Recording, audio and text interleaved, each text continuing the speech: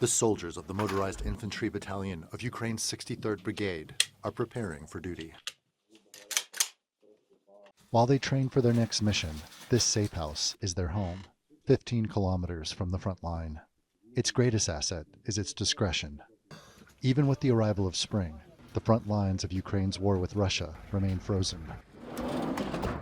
Russia is now resorting to sending in small units that meet on the other side of the kill zone in discrete locations, with the aim of disrupting Ukraine's defenses. We are conducting anti-infiltration operations to prevent the enemy from advancing further. Accordingly, we are holding them back and destroying them at the border where we find them, so they do not capture our entire country.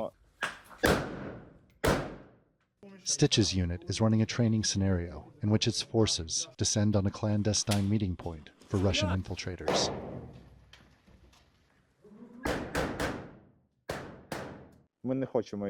We take our enemies prisoner and spare their lives, but if they resist, we destroy them. This abandoned barn is a typical location where Ukrainian troops find Russian infiltration groups comprised of no more than 10 men, but typically just 2 to 3. Moscow is adapting a World War I tactic, death by 1,000 cuts, and it's attributed to Russia's inability to make any major breakthroughs along what's become a frozen front line.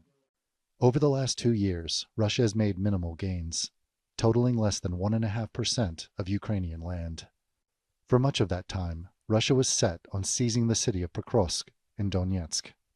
It's now widely believed Russian forces have finally consolidated control of the city, with an offensive averaging 70 meters per day, slower than the Battle of the Somme, one of the deadliest of the 20th century.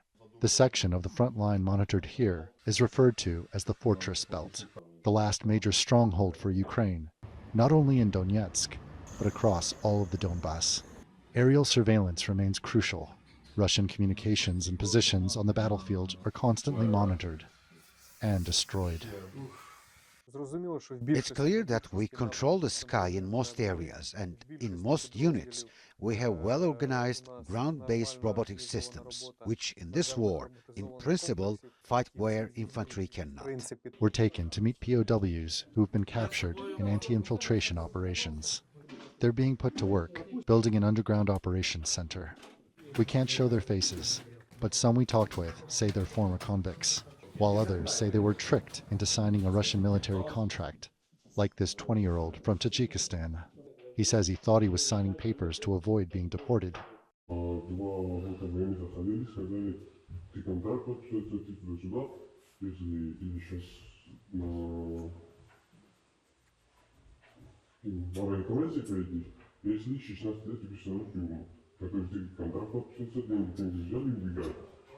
Потом мне сказали, если что, мы тебя поставили на нормальные места, ты как просто охранник, на части просто как охранник просто стоит, ничего не будет, не бойся, не торопись.